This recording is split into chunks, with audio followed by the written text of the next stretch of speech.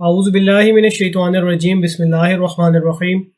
زوبی solutions کے معزز سامعین السلام علیکم، امید کرتا ہوں آپ سب خیر و عافیت سے ہوں گے۔ ویورز، ریسنٹلی سرکاری ملازمین کی پینشن میں بڑی تبدیلیوں کی تجاویز پیش کی گئی ہیں۔ آج کی ہماری ویڈیو بھی اسی حوالے سے مجھ سے بہت سے ویورز پوچھ رہے تھے کہ یہ کون سی تجاویزیں جو پیش کی گئی ہیں۔ انشاءاللہ آج کی اس ویڈیو میں آپ اس حوالے سے تمام تفصیل حاصل کریں گے۔ آپ سے ریکویسٹ کروں گا کانٹینٹ کو اینڈ تک ضرور دیکھیے گا، اس ویڈیو کو لائک اور شیئر کر دیجیے گا، اور اگر آپ اس طرح کی تمام انفارمیٹو ویڈیوز ٹائملی حاصل کرنا چاہتے ہیں تو اس چینل زوبی سلوشنز کو سبسکرائب اور بیل آئیکن کو پریس کر دیجیے گا۔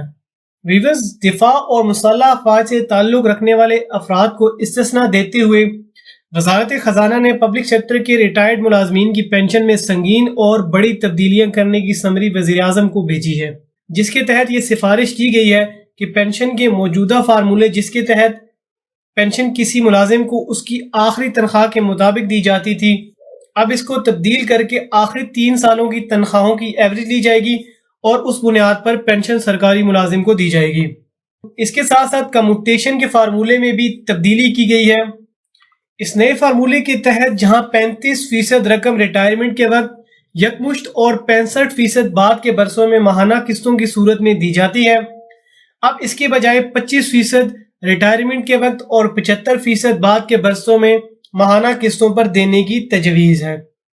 تیسری تجویز ویورز فیملی پینشن کے حوالے سے ہے۔ جیسا کہ ابھی تک فیملی پینشن عمر بھر کے لیے پرووائڈ کی جاتی تھی، لیکن اب اس میں بھی تبدیلی کی جا رہی ہے اور اب یہ فیملی پینشن صرف 10 سال تک دینے کی تجویز ہے، لیکن شہداء کے خاندانوں کے لیے یہ حد 20 سال اور ان کے خاندان کے معذور افراد اور شہداء کی بیٹیوں کے لیے تا حیات یہ جاری رہے گی۔ اس کے بعد ویورز مستقبل میں پینشن میں اضافہ CPI انڈیکس کے حساب سے ہوگا، جو کہ گزشتہ 3 سال کے دوران 80% تھا، لیکن یہ اضافہ زیادہ سے زیادہ 10% ہی ہو سکے گا۔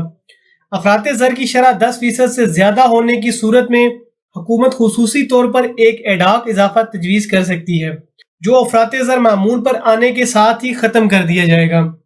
عمر کی مدت پوری ہونے سے پہلے ریٹائرمنٹ لینے کے لیے حوصلہ شکنی کی جائے گی اور ریٹائر ہونے والے پر کم سے کم 3% اور زیادہ سے زیادہ 10% تک جرمانہ عائد کیا جائے گا۔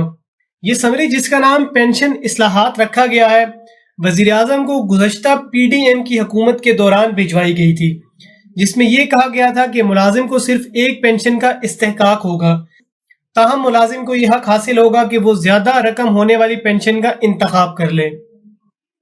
وہ افراد جنہیں پبلک سیکٹر میں دوبارہ نوکری پر رکھا جاتا ہے، انہیں تنخواہ اور پینشن دونوں کے فوائد دینے کی وفاقی حکومت مجاز نہیں ہوگی۔